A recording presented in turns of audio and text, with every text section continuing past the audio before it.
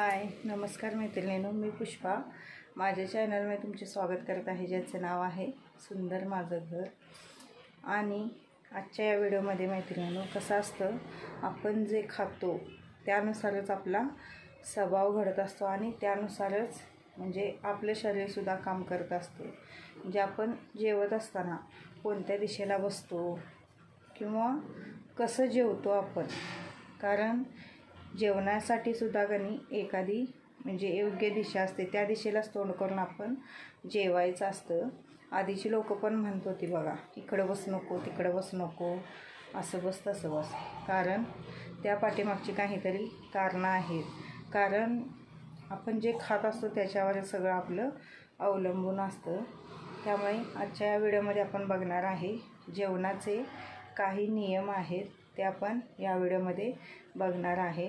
Video आवडल्यास please चॅनलला subscribe करा, व्हिडिओला लाईक करा, शेअर करा आणि कमेंट करायला अजिबात विसरू नका।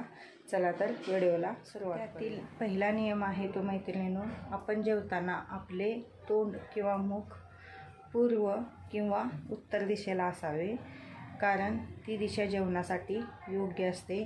आणि जर आपण पश्चिम दिशेला तोंड करून जर जेवलो तर ते जेवण राक्षस जे असतात त्यांच्या पोटात जाते असं मानलं जातं, आणि त्यामुळे आपल्या पाठीशी आजार रोग लागतात।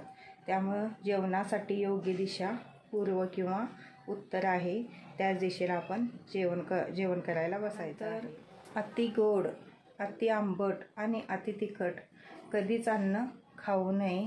म्हणजे अन्न हे सॉफ्टमध्ये असावं, जास्त तिखट पण नाही, जास्त गोड पण नाही आणि जास्त असं आंबट पण नाही। आणि कधीही दुसऱ्याचं उष्टसुद्धा आपण खायचं नसतं, खाऊ नये दुसऱ्याचं उष्टसुद्धा। म्हणतो आपण एकमेकाचं उष्ट खातो, पण ते उष्टसुद्धा खायचं कसं होतं, मुलांनी थोडं शिल्लक ठेवलं ताटामध्ये की ते आपण खातो, किंवा नवऱ्याने ठेवलेलं बायको खाते, असं होतं। पण एकमेकाचं उष्ट शक्यतो खाताना कोणत्याही वाईट घटनांवर किंवा संकटावर चर्चा करत आपण जेवायचं नाही। शक्यतो जेवताना कमीच बोलायचं आणि सगळ्यात आधी आपण गोड खायचं, नंतर खारट खायचं आणि सगळ्यात शेवटी कडू पदार्थ खायचा। त्यामुळे ते केलेलं जेवण हे आरोग्यासाठी चांगलं करताना किंवा जेवण झाल्यावर लगेच पाणी प्यायचं नाही, आपण थोड्या वेळानं पाणी प्यायचं, म्हणजे जी पचनाची क्रिया असते ती व्यवस्थित होते।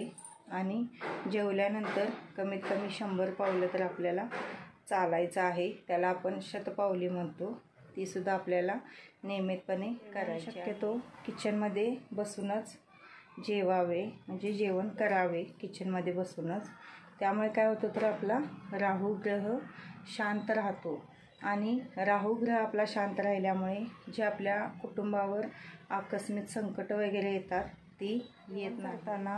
कधीही जेवणाचे ताट एका हातात धरून आपण जेवू नये। त्यामुळं काय होतं तर आपण जे खाल्लेलं अन्न ते योनी असते, त्या योनीमध्ये ते अन्न, त्यानंतर जेवण झाल्यानंतर कधीही जेवणाच्या ताटामध्ये हात आपण धुवायचा नाही।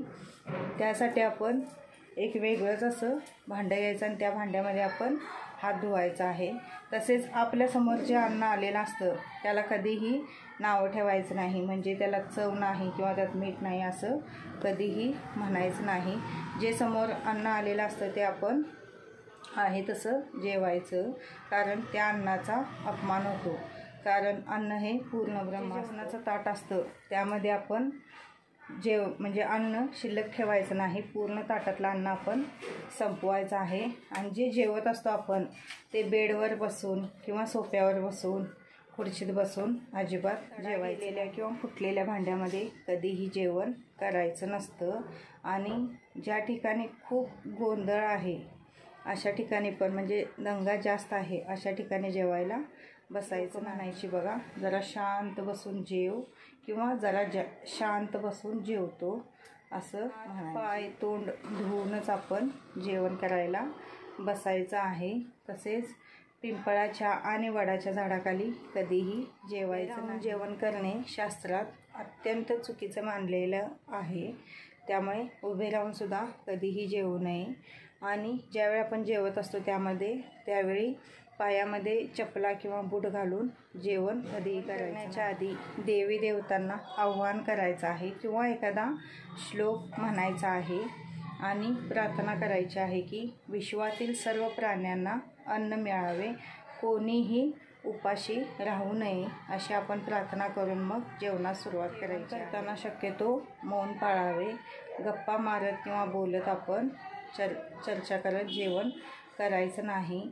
आणि आपल्याला एखाद्या वेळेस जास्त राग आलेला असतो किंवा संताप आलेला असतो, अशा वेळीसुद्धा आपण जेवण लगेच करायचं नाही. ज्यावेळी आपला राग शांत होईल त्यावेळेस आपण जेवण करायचं. करताना तोंडातून असे विचित्र आवाज काढू नये. म्हणजे एकेकांना अशी सवय असते की तोंड वाजवत जेवायचं, पण तसं जेवू नये. आणि दिवसातून सकाळी किंवा संध्याकाळी एक वेळेस आपल्या सगळ्या कुटुंबासोबत जेवण नक्की केल्यानंतर 1 तासानंतर साखर टाकलेले दूध किंवा एखादं फळ खावं. त्यामुळे काय होतं तर जे आपण जेवलेलं असतं ते पचण्यासाठी म्हणजे व्यवस्थित ते पचलं. त्याला एखाद्या व्यक्तीचा स्पर्श झालेला असेल त्या ताटातील अन्न चुकूनही खाऊ. करताना ताटामध्ये जर केस सापडला तर ते अन्न खाऊ नये. दुसऱ्या ताटामध्ये अन्न घेऊन केस असलेल्या ताटात तो केस काढून जर आपण ते अन्न खाल्लं तर आपल्या जीवनामध्ये दारिद्र्याचं प्रमाण. करताना जर ताटाला कोणी ओलांडलं असेल तर ते सुद्धा अन्न खाण्यायोग्य नसतं, ते सुद्धा अन्न खाऊ नये. म्हणून म्हणतात बघा की अन्न ओलांडू नको, पाठीमागून जा, पुढून जाऊ नको असं. भावानी एका ताटामध्ये जेवण केल्यास त्यांच्या धनसंपत्तीमध्ये आणि प्रेमामध्ये वाढ. पती आणि पत्नीने एका ताटात कधीही जेवण करू. ताट पाटावर, चटईवर किंवा उंच अशा आसनावर ठेवून त्या सन्मानाने ठेवून मगच आपण जेवणाला सुरुवात करावी. जेवणासंबंधित जे नियम होते ते सर्व नियम मी तुम्हाला सांगितलेले आहेत. आणि जर तुम्हाला माहिती आवडली तर चॅनलला सबस्क्राईब करा, व्हिडिओला लाईक करा आणि कमेंट करायला मला अजिबात विसरू नका.